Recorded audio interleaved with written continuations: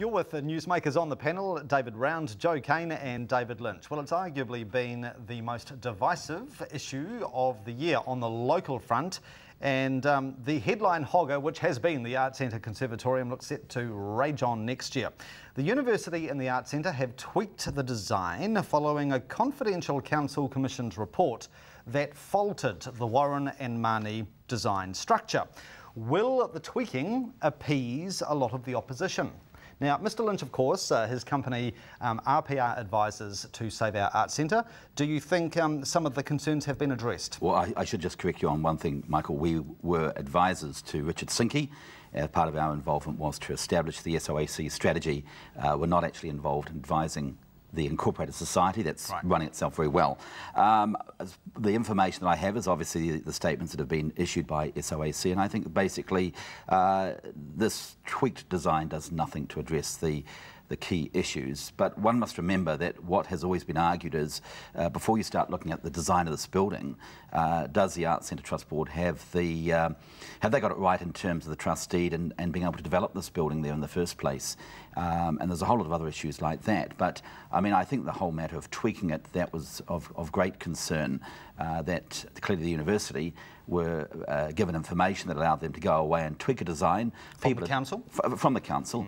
They've admitted that, and people were given, people made submissions based on the information that was in the public domain. Now we have a tweaked design, or a radically changed design, I understand, some are saying. And where does that leave the people that have made submissions? So it's very, very unfair, and there's a lot of legal issues, and of course on Monday there's an injunction to try and put a stop whilst all these issues are resolved. How confident are those seeking that injunction that the court will find favour with their case? Well, I mean, look, I wouldn't want to preempt what the courts may or may not find, but I will say one thing. For the university to make a statement that it was a little bit of a publicity stunt, all this, is rather unfortunate. You don't go off to the High Court pursuing an injunction unless you've got some fairly good certainty that you're going to have a good crack at winning. So I imagine that they're confident, very confident. Just to play devil's advocate, I've heard some proponents for the Conservatorium say, isn't it just absurd how so many Christchurch people can get so defensive about some ramshackle car park? What do you say to them, Mr Round?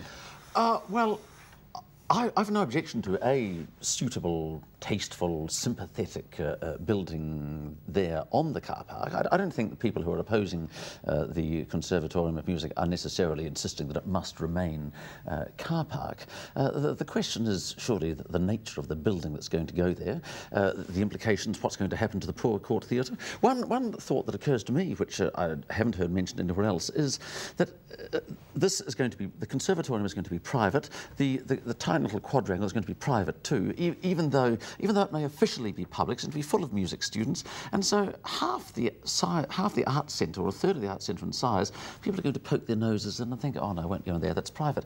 It is going to reduce the public nature of the Arts Centre quite significantly, and that's got to be unfortunate.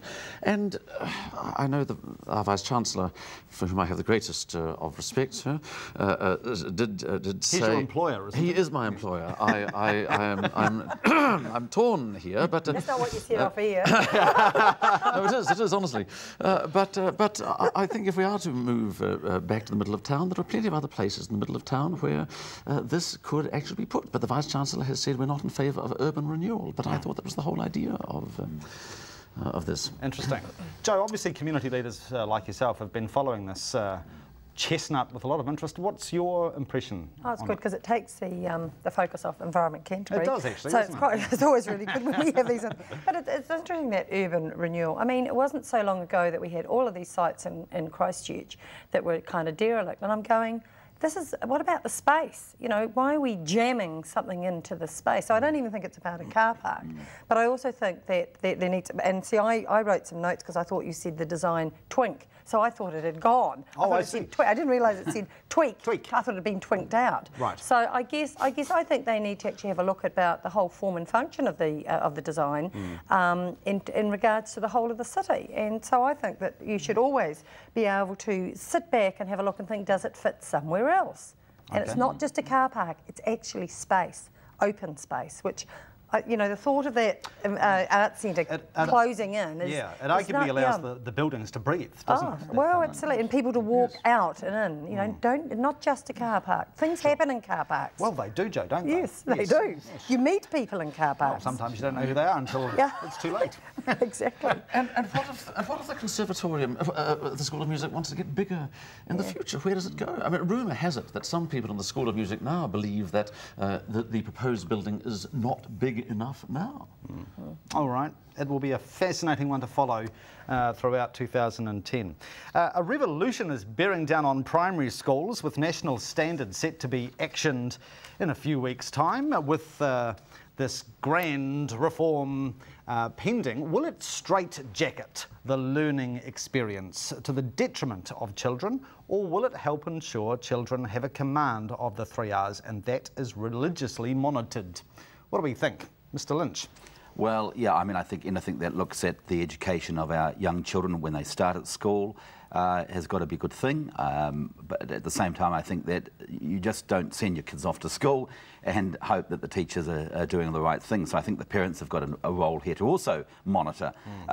Again, I've heard that there's concerns been expressed about the speed in which the government's moved on this. And again, you know, that does worry me a little bit. But again, we'll just wait and see what happens.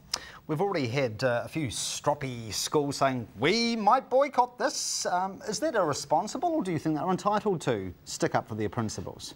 Yeah, well, I mean, what is it about every time a new government gets in, they review and change everything back? And I look at education, I think, you know, that is really hard because it takes such a long time to bed in whatever the programs. And I acquiesce actually to those that are actually at the coal front, which is the teachers and the principals that haven't carried favour with us at all. And I think that they have moved a bit fast. And I'm just, you know, tomorrow's schools, and then we moved on to it. I'm wondering, what is it we're doing?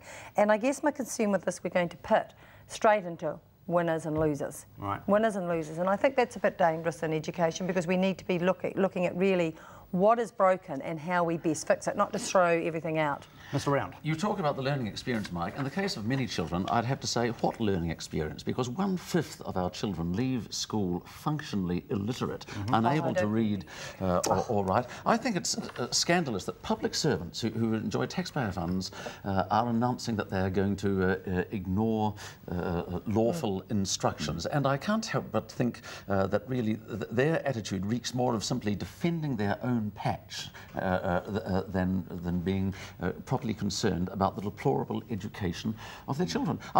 Teachers have an incredibly hard job, and it's not all teachers' fault. I mean, children come from broken homes and so on. They can't learn there. But we have to do something about the education of children who are not being educated now, and knowing that they haven't learned things and should be sent back to learn them has to be part of that. All right, we'll take a break. Coming up, we'll have a look at the Great Potato Heist in Christchurch and the year that was. We'll tie a ribbon on it shortly. Do stay with us.